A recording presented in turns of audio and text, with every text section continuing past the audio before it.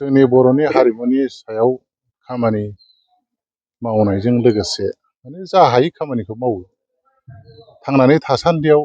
बाहायनो इन्टारेस्ट दं जाहैबाय नालाय बिदिनो खननाय मोसानाय दामनाय देनाय बा इन्सट्रुमेन्टफोर बानायनाय जेरै खाम सिफुं सेरजा बेफोरखौ खालामनाय जायो गंगोना जाबस्रिं जथाफोरखौबो बानायनायनि हाबाफारि लादों दा जाय मोननाय लोगो लोगो जथाखौबो बानायनाय जादों दा बानायनांगौ जादों आरोखि दाखालि माने दिल्ली सेन्ट्रेलनिफ्राय माखासे केमेरामेन फैदोंमोन दा बेवहाय बिथांमोनहा फुरा बोरै बानायो बेखौ बिथांमोनहा माने लाइभ माने बानायनानै दिन्थिनाय बे माखासे भिजुवेल लानो थाखाय फैदोंमोन आरोखि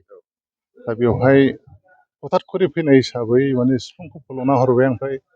माने थरखाखौ दाननानै हरबाय आरोखि दा बिथांमोनहा हर्नबिलनि सिगां सिगां खेबसे फैबावगोन दा ओमफ्राय खामखौ बोरै बानायो बेनिफ्राय बिदिनो सेरजाखौ बोरै बानायो एकदम थुमनानै दामजाजासिम आरोखि ओमफ्राय जथाखौ बोरै बानायो बेखौ बिथांमोना लाइभ माने डकुमेन्ट खेबफैगोन आरोखि ओंखायनो जाय टेक मोननायाव बिराद गोरलै खिन्थु बेखौ दा उनावहाय बिनि रिपर्ट हरनांगौआसो बेखौ प्रेक्टिकेल बानायनानै बिथांमोननि सिगाङाव मेगनाव दिन्थिहरनांगौआसो बिराद माने गोब्राब बाथ्रा जानानै फैदों आरोखि जाय माने जाय टेक मोननायनि आन्दोआव बिराद रिक्सनि गेजेरजोंसो बेखौ जाहोनो हानाय जादों आरोखि गुबुन गुबुन जाय टेकआ दिन्थिनो गोरलै खिन्थु इन्सट्रुमेन्ट बानायनाय बर'नि दोरोङारि इन्सट्रुमेन्ट बानायनायनि जाय टेकआ खिन्थु गोरलै बाथ्रा नङा आरोखि दा बाहायबो लेभेलिंनि खोथा फैयो मोजां गाबाबा बाहायबो दाय बिदि आरोखि दा बिदिनो गोसोखांनानै नैबे माने जेनेबा मा होनो गारां आरोखि बेखौ बानायनाय जाहैबाय माने औवा गिदिरखौ मोनामोन नालाय आगोलाव बानाय सानदोंमोन आं औवा मोनैनि थाखाय माने बानायनो हानाय जायाखै आरोखि बे जेनोखि माने हर्नबिल फेस्टिभेलनि सिगां डिसेम्बर नभेम्बरनि गेजेराव बिथांमोना खेबफैगोन दा बिनि थाखाय आं बेलगुरि जोंनि रामफल आनसलिकनि सिङाव थानाय बेलगुरि गामिनिफ्राय मोनसे औवा गिदिर गिदिर नुनानै बेखौनो गंगोना दाननो होननानै लाबोनाय जादोंमोन आरो थनै दा दानबायबो बानायबायबो दा उनावहाय माखासे फर' आग्लायनायखौ बिदि बानायथारसां बेखौ गारजानाय नंला होननानै बानायदोंमोन आरोखि बानायनायाव खिन्थु जाबायबो आरोखि दा जानायाव बाहाय फुरा माने बिनि साउन्डआ बिराद मोजां सुइट ओंखारदों आरो बिनि फिंगारिं जेनाखि लेभेल आरोखि बे लेभेलाबो एकुरेट दङ आरोखि दा बिनि कुवालिटिखौ नायनानै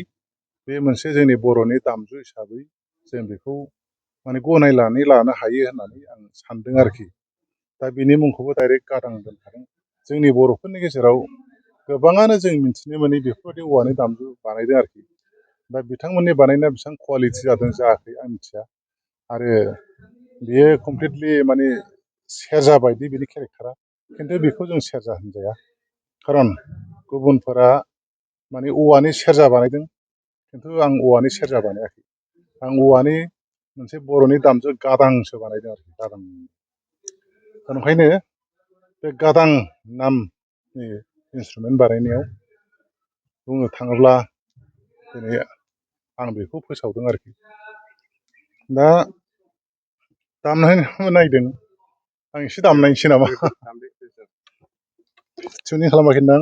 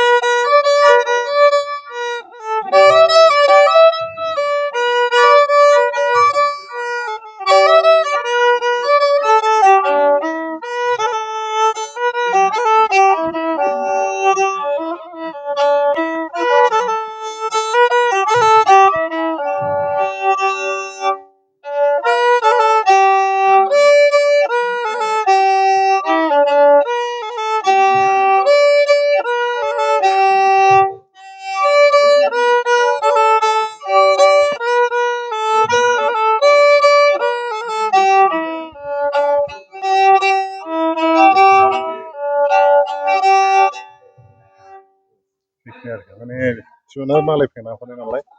बारा एडजास्ट जाया जादों आरो जाय हक रायजो राजाया जुदि बे जिनिसखौ बाहायहैयोबा फिउचाराव बे गादां मुंखौनो जाहाथे दोनो आं बेखौ खावलायबाय आरोखि